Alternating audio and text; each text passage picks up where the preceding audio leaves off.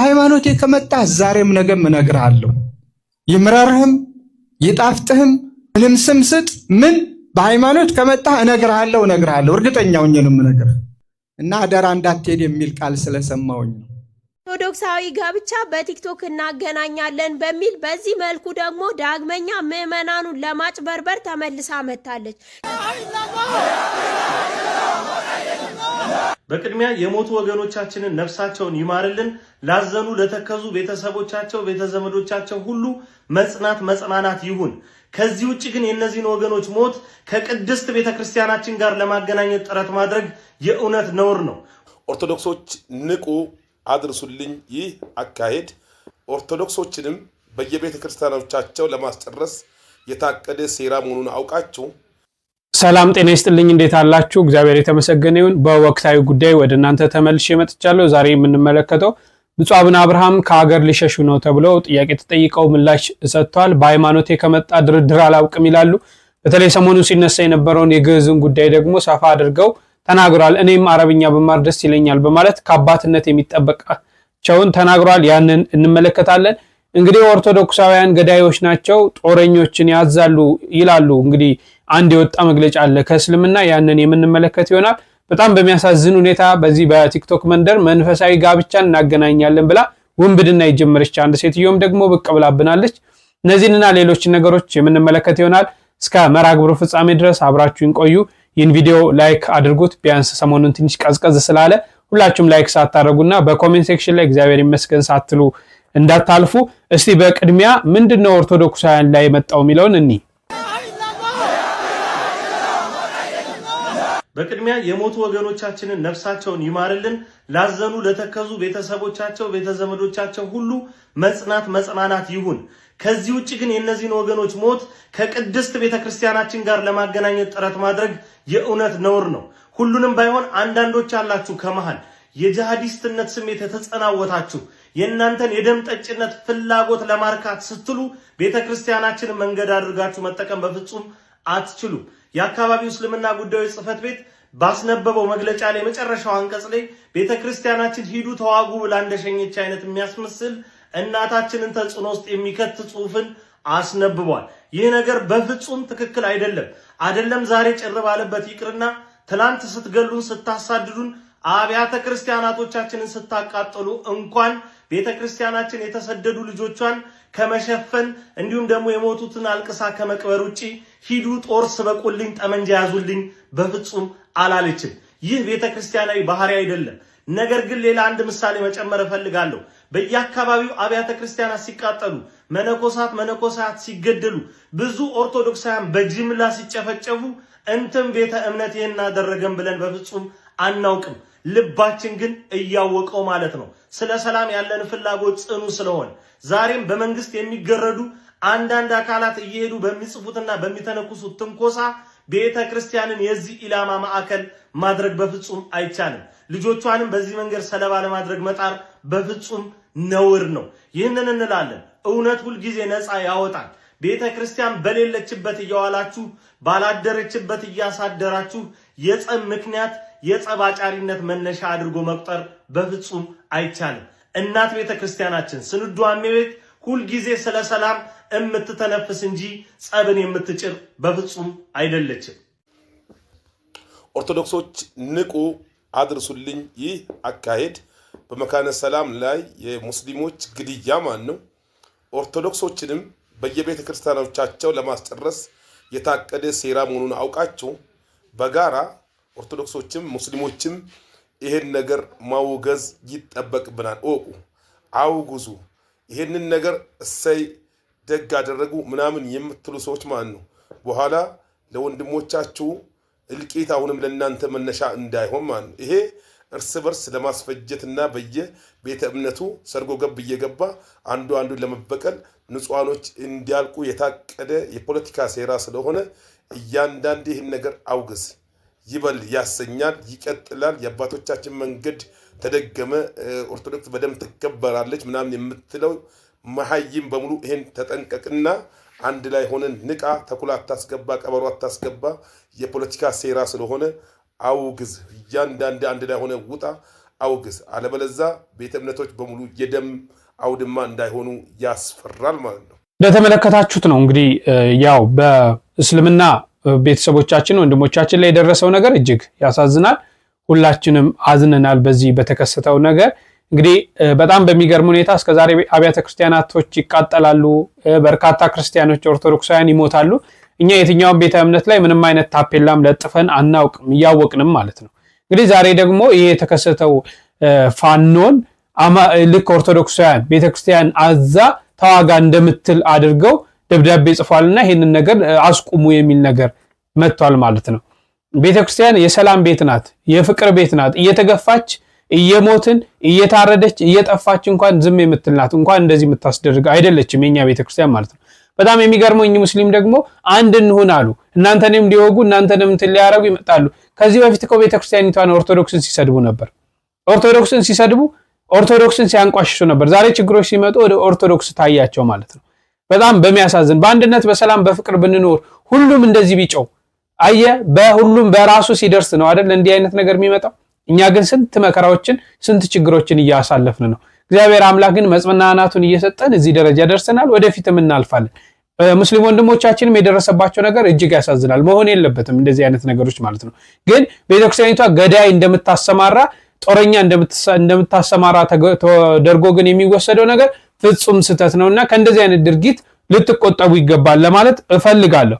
እስቲ እሺ ስለ መንፈሳዊ ጋብቻው እንመልከት። ኦርቶዶክሳዊ ጋብቻ በቲክቶክ እናገናኛለን በሚል በዚህ መልኩ ደግሞ ዳግመኛ ምዕመናኑን ለማጭበርበር ተመልሳ መጥታለች። ከዚህ በፊት እንደምታውቋት የቤተ ክርስቲያን የአገልግሎት ቆብ በሚመስል የስላሴን ስዕለ አድኖ አሰርታ እንደዚህ እዚህ በምትመለከቱት አይነት ምዕመናኑን ግራ ስታጋባ ስታወዛግብ፣ እንዲሁም ካባ እየለበሰች የቤተ ክርስቲያን የክብር ልብሶችን ላይቭ ላይ ለብሳቸው በመቀመጥ ራሷን እንደ ንግስት እያየች ምዕመናኑን ስታወዛግብ እሷ ቤት አባቶችን እየሰበሰበች ኬት እንደምታመጣቸው ራሱ እግዚአብሔር ይወቀው። ወለተ ማርያም ላንቺ ችግር የለውም የተሰኙ አይነት ሰዎችን እያመጣች ምዕመናኑን ስታወዛግብ ቆይታለች። አሁን ላይ ደግሞ ንስሐ አባት የተባለ አንድ ሰው አምጥታ ኦርቶዶክሳዊ ጋብቻ እናገናኛለን ብላ በዚህ መልኩ ምዕመናኑ እያጭበረበረች ነው። ከዚች ሴትዮ ተጠንቀቁ። ምክንያቱም የኢትዮጵያ የዓለም ብርሃን እሷ እዛ ውስጥ የተወዘፈች የእህተ ማርያም ደቀ መዝሙር ናት። ሲቀጥል ደግሞ ከዚህ በፊት ከ4-5 ወር በፊት በሐሰተኛ አጥማቂዎች ዙሪያ ባነሳ ነው ፎቶአችን እየለጠፈችውላ የግርማ ደጋፊ መሆኗን በግልጽ ተናግራለች። ስለዚህ ከእንደዚህ አይነት ከሐሰተኛ ሰዎች ተጠንቀቁ።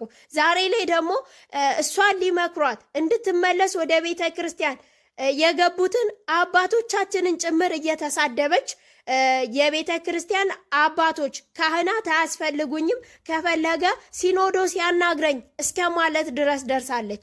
ኦርቶዶክሳውያን እዛ ጋር ሄዳችሁ በምትገናኙት የጋብቻ እንትን እውነተኛ ይመስላችኋል? ራሳችሁን ለሌባ አሳልፋችሁ አትስጡ። ስርዓተ ቤተ ክርስቲያን ሲጣስ ዝም ብላችሁ አትዩ፣ ተቃወሙ። በእርግጥ ትንሽ ፎሎወር ነው ያላት፣ ነገ ግን በእናንተ መጠቀሚያነት ነው የምታድገው። ዛሬ ይህን ቪዲዮ ስንሰራ በዚህ ሰዓት እሷ ያለችበት ሀገር የእመቤታችን ዓመታዊ ክብረ በዓል ይከበራል። እሷ ግን ላይቭ ላይ አባቶችን በመሳደብ ጭምር ነው ያለችው። ብዙ ወንድሞች እሷን ለማትረፍ እስካለችበት ደብር ድረስ ጥረት እያደረጉ ነው አባቶችን ለማግኘት እንድትመከር እንድትዘከር። ኦርቶዶክሳውያንን በማጭበርበር ደግሞ ተያይዘዋል። ጥንቃቄ አድርጉ። አካውንቷ ሪፖርት አድርጉ። አባቶችም እሷ ጋር እየገባችሁ ምንም አይነት ምላሽ አትስጡ። ኦርቶዶክሳውያኑ ግን እንዲነቁ በየቤታችሁ ማስጠንቀቂያ አድርጉ ለማለት ወዳለሁ። አንቺ የኢትዮጵያ ኦርቶዶክስ ተዋሕዶ ቤተክርስቲያን እምነት ተከታይ ነሽ አይደለ? ተከታይ። ኦኬ፣ በጣም ጥሩ። ስለዚህ ጋብቻ ርዕሱ አሁን ይሄ መንፈሳዊ ጋብቻ እናገናኛለን የሚለው ቶፒክ ትክክል አይደለም፣ ትክክል አይደለም። ለምን? በጣም ጥሩ። ጋብቻ ከሰባቱ ምስጢራተ ቤተክርስቲያን አንዱ ምስጢር ነው። ጋብቻ ምስጢር ነው። ጋብቻ የሚፈጽመው ምስጢራትን በሚፈጽሙት በቤተ ክርስቲያን ውስጥ የሚፈጸም ስራ ሲሆን ፈጻሚዎቹ የሚያስፈጽሙት ደግሞ ስልጣነ ክህነት ያላቸው ሰዎች ናቸው። በጣም የከበረ ተቋም ነው። ትንሿ ቤተክርስቲያን ይባላል ጋብቻ። ዮሐንስ አፈወርቅ እንደሚገልጸው ይቺ ትንሿ ቤተክርስቲያን መጠኗን የሚያሳይ እንጂ በቤታችሁ ላለች ቤተክርስቲያን ያለ ቅዱስ ጳውሎስም የሚገልጣል። ቤተሰብ ራሱ የክርስቲያን ቤት ወይንም ህብረት፣ አንድነት ቤተክርስቲያን ተብሎ ይጠራል። ስለዚህ ይሄ ቅዱስ ጋብቻ አቆ ሰናይ ለእጓለ እምሕያው ይንበር ባይት ሰው ብቻውን ይሆን ዘንድ መልካም አይደለም ብሎ በኦሪት ዘፍጥረት ምዕራፍ 2 ላይ ራሱ እግዚአብሔር የመሰረተው ጋብቻ ነው እና ራሱ ክርስቶስ ደግሞ እንደተናገረው እግዚአብሔር አንድ ያደረገው ሰው አይለይ የተባለበት የሚለያይም የሚያገናኝም እግዚአብሔር የሆነበት በጸሎት የሚጀመር የሚፈጸም ስርዓት ነው ይህ ስርዓት። ስለዚህ ምስጢራት ደግሞ የሚፈጸመው በቤተ ክርስቲያን እና በቤተ ክርስቲያን ብቻ ነው። ስለዚህ እንደዚህ ያለ ነገር ይዞ አደባባይ ላይ መምጣት አንድ የቤተ ክርስቲያን ኦርቶዶክሳዊ ያውም እህት፣ ምክንያቱም ሴቶች ሞር ከወንዶች ይልቅ ሀምብል ናቸው፣ አይናፋር ናቸው። ስለዚህ እንደዚህ ያለውን ነገር ይዘሽ በመምጣትሽ በጣም ትክክል አይደለም፣ ደስ አይልም። እኔ ምን ብያለሁ? የንስሐ አባት ይኖራት ይሆን? እኔ የንስሐ ልጅ ብትሆኝ አልፈቅድልሽም ይህን እንድታደርጊ። እኛ እንኳ ካህናት እንኳ ይህንን ስናደርግ በጣም ብዙ ጸሎት፣ ብዙ ነገሮች ደክመን አስተምረን ካውንስሊንግ ሰጠን፣ ምክረ ካህን ሰጠን። እንደዚህም እንኳ ሆኖ ፍች ዝም ብሎ እንዳሸነ የሚፈላበት ዘመን ይሄ ዘመን። ጋብቻ በጣም ጥንቃቄ የሚፈልግ ነገር ነው። በጣም ጥንቃቄ የሚፈልግ ነው። በሌላ በኩል ደግሞ ፍላጎቱ ደግሞ በጣም ሀይ ሆኗል። በአሁኑ ሰዓት ላይ የጋብቻ ፍላጎት አለ በጣም በሚገርም መጋባት ግን የማይፈልጉ ማግባት ሁለት አይነት ስሜት አላቸው። አክሽን ግን መውሰድ የማይፈልጉ ብዙ ሰዎች ያሉበት ዘመን። እንደዚህ ያለ ኢሹ ስታነሽ ድርምስምሱና ትርምስምሱ ነው የሚወጣው በቤተ ክርስቲያን ውስጥ። ስለዚህ የአንቺ ሬስ አይደለም ምስጢር ነው ያንን በቤተ ክርስቲያን መፈጸም። አቤት አንደኛ ምክንያቱን እያስረዱኝ አይደለም። አሁን ምናልባት እሱ የመሰሎት ይመስለኛል። በአንድ ቃል በድለላ ጋብቻ የለም፣ በቃ አይደረግም። ተደርጎ እንግዲህ ዛሬ ደግሞ እዚህ ላይ ተደርሷል። እንደ እውነትም የድለላ ትዳር በድለላ ብለዋል ቀሲስ ዲበኩሉ። ግን እኒህት መረዳት ስላልፈልጉ ነው እንጂ በስነ ስርዓት የቤተ ክርስቲያን የተዋህዶን ስርዓት እየነገሯቸው ምክንያቱን እየነገሯቸው ግን እሳቸው መልሰው ሴትየዋ ምክንያቱን ግን አላስረዱኝም ይላሉ። እንደዚህ ነው አንዳንዴ የታላቋን ቅድስት ቤተክርስቲያን ሕግና ስርዓት ካለማወቅ የተነሳ ሃይማኖታችንን ወይም ደግሞ የቤተክርስቲያንን ስርዓት የገቢ ምንጭ ለማድረግ ስንሄድ እንደዚህ አይነት ነገሮች ይፈጠራሉ። ግን እኔ የገረመኝ የሚያወሩበት ትዕግስት ጥሩ ነው። አንዳንዴ ትክክለኛ የተሳሳተ ሰው ጋር ስትወያዩ በክብር ነው የምትወያዩት፣ በክብር ምክንያቱም መሳሳታቸውን ስለምታውቁ በሀሳብ ስለምትረቷቸው ተከባብራችሁ ነው የምታወሩት። እና እኔ ብዙ ጊዜ ስለ ነቢየ ልዑል ስለ ቅዱስ ሄኖክ ዘመን አቆጣጠር ለመመስከር ብዙ ቤቶች እገባለሁ፣ እንደዚህ የተዋህዶ ልጆች ጋር ማለት ነው። እንደዚህ ስለ ነቢየ ቅዱስ ሄኖክ የዘመን አቆጣጠር መመስከር መቼም በሰማይ ጽላት የተጻፈ እውነት ነው እና ግን በእንደዚህ አይነት ትዕግስት ማንም አያወሩም። ማናቸውም በእንደዚህ አይነት ትዕግስት ማንም ቤት ልግባ ስለ ነቢየ ልዑል ስለ ቅዱስ ሄኖክ ዘመን አቆጣጠር ተብሎ ስንወያይ በእንደዚህ አይነት ትዕግስትና በእንደዚህ አይነት መደማመጥ አያወሩም። በቃ ሁሌም ነው የሚገርመኝ። ምክንያቱም እኔ ካወራው ሰው ከሰማ እኔ መረጃ ይዤ ከመጣው ምረታው የኔ ሀሳብ እንደሚረታቸው ስለሚያውቁ ቀጥታ ወደ ስድብና ወደ ማንቋሸሽ ይሄ ጠንቋይ ሰው አትከተሉ ምናምን ብሎ ድፍንፍን ነው የሚያደርጉት። እኒህ ሴትዮ ጋር ግን በስማም ስንት ሰዓት ሙሉ እንዳወሯቸው ማለት ነው። ብሎም ደግሞ ቤት ተከፍቶ አጀንዳ ሆነው እየተወያዩበት ነው። በእርግጥ ይሄ ነገር ስህተት ነው ወይ ቢባል አዎ ስህተት ነው። እንደ ርቱዓን በጣም ያሳፍራል። እንደ ሀገርም እንደ ኢትዮጵያዊነትም ያሳፍራል። ጋብቻ በእግዚአብሔር ዓይን የታየ ሲሆንና በቤተክርስቲያን ሕግና ስርዓት ሲሆን እንግዲህ ብዙ ሚስጥር አለው ማለት ነው እና ብዙ መልካም ነገር ከዛ ጋብቻ ይወጣል ማለት ነው። ግን ይሄ እንትን ሆነ እንደ ካቶሊክ የካቶሊክን መንገድ የፕሮቴስታንት ይሄ ሰው ሳያቀው ካቶሊክ ሆኗል። ሰው ምእመኑ ሳያቀው መናፍቃን ሆኗል። በብዙ መንገዱ እዚሁ የተዋህዶ ቤት ያለ ይሆንና የሆነ ነገሩ ደግሞ ከመናፍቃን ጋር ይመሳሰላል። የሆነ ነገሩ ከካቶሊክ ጋር ይሆንና ሰው ሳያቀው ወደ ብዙ ነገር ውስጥ ገብቷልና ዞሮ ዞሮ ህዝቡንም ሀገራችንንም እግዚአብሔር ይረከብልን ለማለት ነው። ይቆየን። እንዳያችሁት ነው እንግዲህ ዘንድሮ ማይመጣብን ነገር የለም። ማርያምን ጊዜና እድሜ ይስጣችሁ እንጂ ማይመጣ ማታዩት ታሪክ የለም። እንግዲህ አሁን እቺ ሴትዮ መንፈሳዊ ጋብቻ አገናኛለሁ ብላ አጭበርባሪ እኮ ናት። ስንቱ ስታጭበረብር እንዳልነበረች ዛሬ መንፈሳዊ ጋብቻ ምንድነው መንፈሳዊ ጋብቻ? ጋብቻስ ደግሞ መንፈሳዊነት በዚህ በእንደዚህ አይነት መንደር ነው እንደሚገኘው? በእንዲህ አይነት ሁኔታ በድለላ ያው መንፈሳዊ ብላ ማለት ነው። መንፈሳዊ አባቶቻችን ካህናት እንኳን እንዲህ አይነት ነገሮች ውስጥ ያልገቡት ያለ ድርሻ እየተገባ ነው። በዚህ ደግሞ የሚከተላት የሰዎቹ ማበድ አይደለም የሚገርመኝ ማርያም የሚከተላት ሰው እቺን ሴትዮ የሚከተላት ሰው ማለት ነው። እነ እህተ ማርያምንም ተመልክታችኋል፣ ሌሎችንም ተከታይ ስላላቸው እኮ ነው እዚህ ደረጃ የደረሱት። ስለዚህ ከእንደዚህ አይነት ድርጊት እንዲቆጠብ ተከታዮች መቆም አለባችሁ ማለት ነው። በድለላ የሚገኝ ትዳር የለም። አባቶች እንኳን እየነገሯት የምትሰማ አይደለችም። እንዲህ አይነቱን እያመጣ ነው፣ እንዲህ አይነቱን ጊፍት እየሰጠን ፎሎ እያደረግን ላይክ እያደረግን ራሳችንን ነገ መውጣት ማንችለው ነገሮች ነገ ደግሞ እቺ ሴትዮ የራሷን እምነት መስረታ ከኢትዮጵያ ኦርቶዶክስ ገንጥላ ታያዋታላችሁ። ድቤ ይስጠን እንጂ ግን ከዚህ ድርጊት የምታግዟት ሰዎች አቁሙ ለማለት እወዳለሁ። እሺ ስለ ብፁዕ አቡነ አብርሃም እስቲ እንለፍ። ስለ ግዕዝ ቅድሚያ የተናገሩትን እንስማ። በሃይማኖቴ ከመጣህ ዛሬም ነገም እነግርሃለሁ። ይምረርህም ይጣፍጥህም ምንም ስም ስጥ ምን በሃይማኖት ከመጣህ እነግርሃለሁ። እርግጠኛው ነው የምነግርህ እስከ ሞት ድረስ። ይሄ ምንም ወደኋላ የምንልበት መንገድ የለም። ግዕዝን ብንመረምረው ሰዎች እንደሚያወሩት የአስማት አይደለም የግዕዝ ቋንቋ፣ የትብትብ አይደለም የግዕዝ ቋንቋ። ለሀገር ለወገን ለኢትዮጵያ አይደለም ከኢትዮጵያ ውጭ ብዙ ዓለማትን ጥቅም እንዲያገኙበት እድገት እንዲያገኙበት የምርምር ቋንቋቸው ሆኖ ብዙና ብዙ ነገር ተመራምረው እንዲጠቀሙበት የሆነውን ቋንቋ ስም ማጥፋት በምንም መልኩ ደግሞ በህፃናት አድረው የሚናገሩት ነው። በጣም የሚያሳዝነው ተናጋሪዎቹ ሌሎች ናቸው።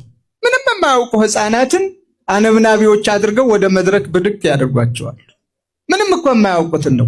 በዚያ ልክ አሁን ህፃናት ገጥመው ህፃናት ደርሰው ህፃናት የቤተ ክርስቲያኒቷን ታሪክ አውቀው በፍጹም ስለዚህ ከህይወት ምንጭነት የጎደለ ከጠማማ መምህር ጠማማ ትምህርት የተማሩ የሰው ፍቅር የማይገባቸው የቤተ ክርስቲያኒቷን ክብር ያላወቁ ያልተረዱ የግዕዝን ምንነት ሲያልፍ እንኳ በጆሮአቸው ያልሰሙ በውስጡ የተጻፈውን የተቀመረውን የተደመረውን የእያንዳንዱን ነገር ሳይሆን ሲያልፍ እንኳ ጆሮአቸው ያልሰማውን እንዲሁ ዝም ብለው በልዩ ልዩ ነገር ብዙና ብዙ ሲሉ ሰምተናል። እግዚአብሔር ይማራቸው እንላለን።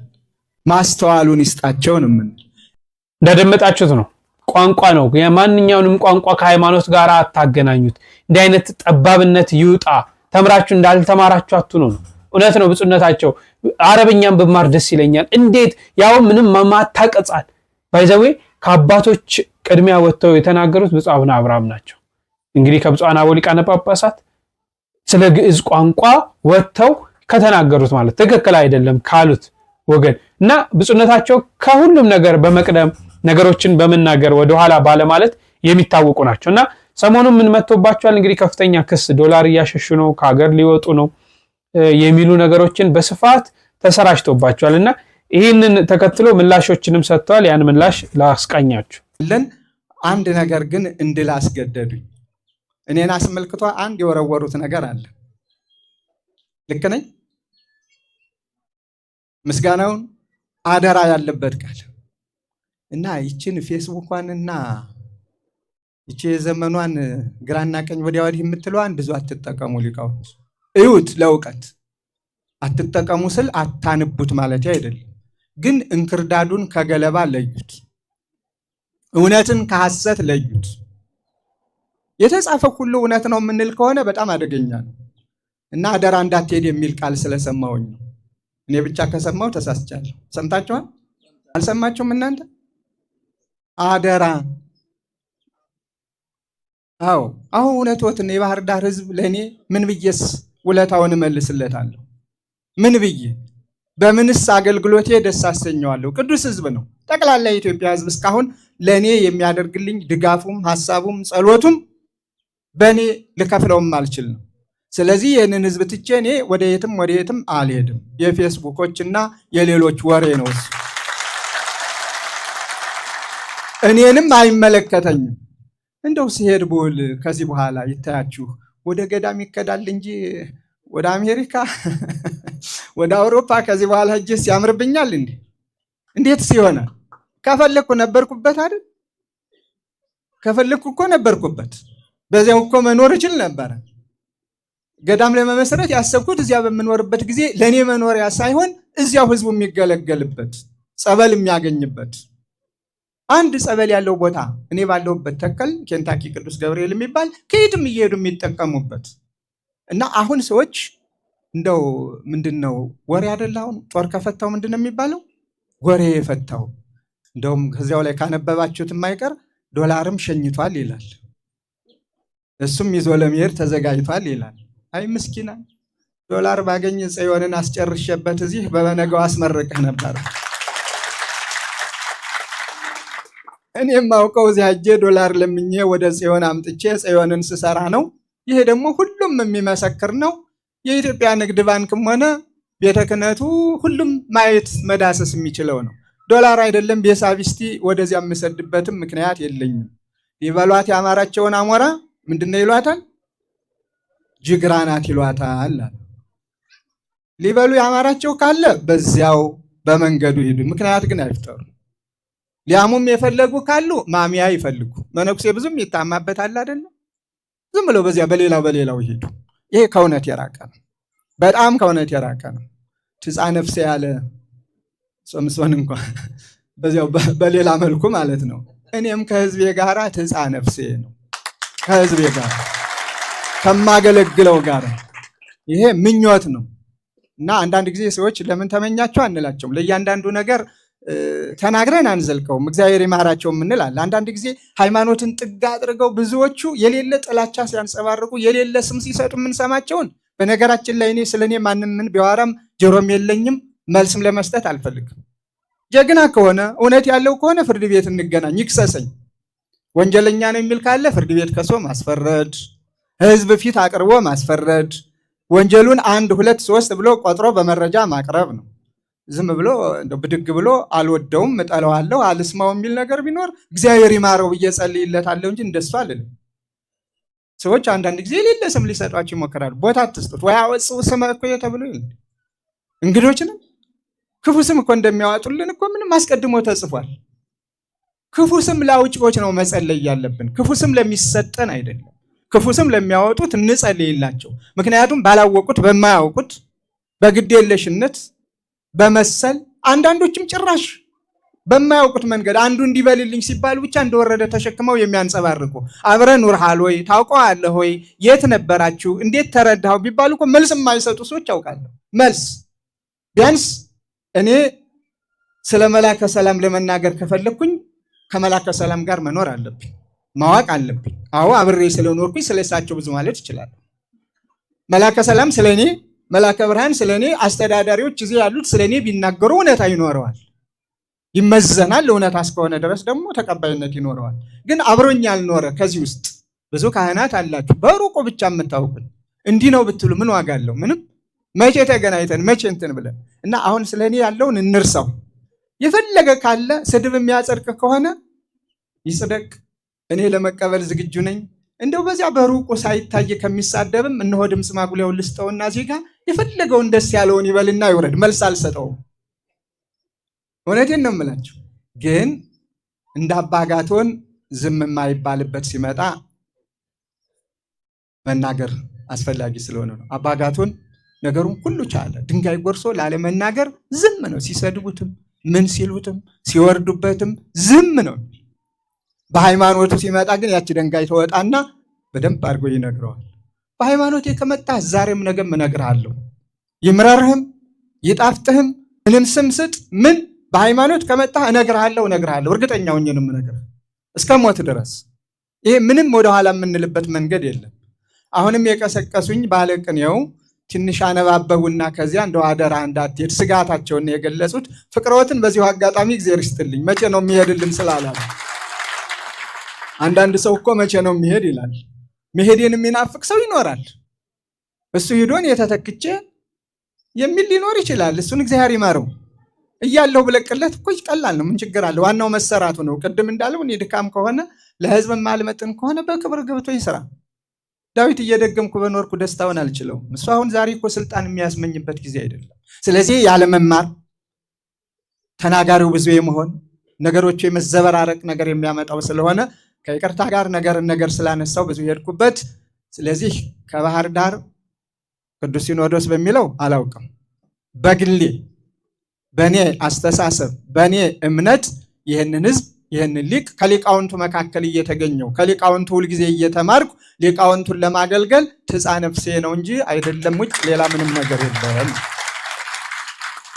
ደግሞም የትናንትናው ውለታ አይረሳምና ገና እንደው ምኑም እንትን ሳይል ትንሽ ትልቁ በአደባባይ ከመንግስት እስከምን አጅቦ ልል ብሎ ተቀብሎ መቼ አገለገልኩኝና ነው። መቼስ ገና አሁን እኮ አገግሜ ጤነኛ ሆኜ ለማገልገል እኮ ገና አልጀመርኩም። ስለዚህ የማገለግልበትን አቅሙን ጉልበቱን እንዲሰጠኝ ጸሎታችሁ አይለየኝ። እግዚአብሔር ይስጥልኝ። የብዙ አባታችን ብራኪያቸው ይድረሰን። በእውነት ከዚህ በኋላ ወደ ገዳም ነው እንጂ ደግሞ የምን ወደ ውጭ ነው? ዶላር እስካለ ቤተክርስቲያን አላስጨርስም ወይ? ደብረ እዛው ባህር ዳር ላይ የምትገኝ ጽዮን ቤተክርስቲያን እየተሰራች ነው፣ ያችን አላስጨርሳትም ወይ ብለዋል። እንግዲህ በአደባባይ በይፋ ተናግሯል ማለት ነው። ብዙዎች ይከሷቸዋል በፌስቡኩ በተለያየ ነገር እንዲናቸው እያሉ እሳቸው እውነታውን ተናግሯል። እንግዲህ እንደዚህ አይነት የቤተክርስቲያን አባቶቻችንን ያቆይልን ለማለት ወዳለው እና በክስ በሐሰት የምትሰማሩ ሰዎች ከዚህ ድርጊት ላይ ብትቆጠቡ ለማለት ነው። የቤተክርስቲያን አባቶቻችንን ለመከፋፈል የሚካሄድበት መንገድ ትክክል አይደለም። እርስ በርስ ለመለያየት የሚካሄድበት መንገድ ትክክል አይደለምና ከእንዲህ አይነት ድርጊት ሁላችንም ልንቆጠብ ያስፈልጋል። በመጨረሻ አንድ እስቲ ቃል እግዚአብሔር እንስማ። ቋንቋችሁን ብሔራችሁን የተደገፋችሁ የምታመልኩ ሰዎች የሚመካ በእግዚአብሔር ይመካ ነውና ከዚህ ውጡ። አፈሩን አፍሳችሁ ብሔር ምንድነው ብትሉት አማራ ነኝ ይላል፣ ኦሮሞ ነኝ ይላል፣ ትግሬ ነኝ ይላል። ሰው እንዴት ብሔር ያመልካል? እንዴት ቋንቋ ያመልካል? በዚህ ልክ ሰው እንዴት ይወርዳል? በዚህ ልክ እንዴት አእምሮና ልቡ እንዴት የጠላት የዲያብሎስ መጫወቻ ይሆናል? አፈር ብሔር የለውም፣ እኛ ብሔር የለንም። እንደው አንድ ምሳሌ ልንገራችሁ። 2018 ይቀር ከተባለ ከአገልጋዮቹም ከአማኞቹም ነው። ይቀር እግዚአብሔር የበጎ ዓመት ያድርገው ከተባለ ከኢትዮጵያ ምድር መራቅ ያለበት ዘረኝነት። እውነት ውሸት? ልጠይቃችሁ አንድ ጥያቄ። ሕፃን ልጅ ሲወለድ እየሳቀ ነው እያለቀሰ ነው የሚመጣው? በምን ቋንቋ? በምን ቋንቋ? አያችሁ? አሁን ሕፃኑ እያለቀሰ ነው የመጣው። በምን ቋንቋ ባል መልስ የለውም። ለምን? ምን ቀደመ? ሰው ቀደማ። ሰው ነው የቀደመው፣ ቋንቋ አልቀደመም። እባካችሁ ልባችሁ በዚህ የተዘጋባችሁ ሰዎች ክፈቱ። ቋንቋችሁን ብሔራችሁን የተደገፋችሁ የምታመልኩ ሰዎች የሚመካ በእግዚአብሔር ይመካ ነውና ከዚህ ውጡ። ዓመት ይቀደስ፣ በረከት ይመለስ፣ ሰላማችን ይምጣ፣ መከባበራችን ይምጣ፣ ዘረኝነት ይራቅ ከምድራችን ካልን ከዚህ መንፈስ ውስጥ ውጡ። ኢትዮጵያ ውስጥ ምን ዘረኛ ያልሆነ ነገር አለ? ምን ብሔርተኛ ያልሆነ ነገር አለ? ባንካችን እንኳን ብሔርተኛ አይደል እንዴ? አይደል? ተመልከቱ። ከዓመት ዓመት ሰው በምግባር እየተለወጠ ከዓመት ዓመት ሰው በበጎነት እያደገ በጥበብ በሞገስ በመንፈስ እያደገ ንስሐ አልገባው ንስሐ ገብቶ ስጋው ደሙ ያልተቀበለ ስጋው ደሙ ተቀብሎ ከእግዚአብሔር የራቀ ወደ እግዚአብሔር ቀርቦ በመንፈስ ያድጋል እንጂ ቁልቁል እንወርዳለን እንደ ካሮት። አማራ ባንክ፣ ኦሮሞ ባንክ፣ ደቡብ ባንክ አሁን ደግሞ በሃይማኖት ተጀምሯል። እግዚአብሔር ያርቅልን። አሁን በሃይማኖት መጥቷል። ከክፉ ሽሹ፣ በጎ ዘመንን ለማየት ከክፉ ሽሹ ያለው ከዚህ ሽሹ። ለመምህራችን እግዚአብሔር አምላክ ቃለ ሕይወትን ያሰማልን። እኛም በሰማነው 30፣ 60፣ 100 ያማሩ ፍሬዎችን ለማፍራት ያብቃን እላለሁ። እንግዲህ ለዛሬ ያስኩት ይሄ ነው። በሌላ ጊዜ እስክንመለስ ድረስ እጅግ አድርጌ አመሰግናችኋለሁ። ላይክ እና ሰብስክራይብ ማድረጋችሁ እንዳትረሱ። ቸር ቆዩልኝ።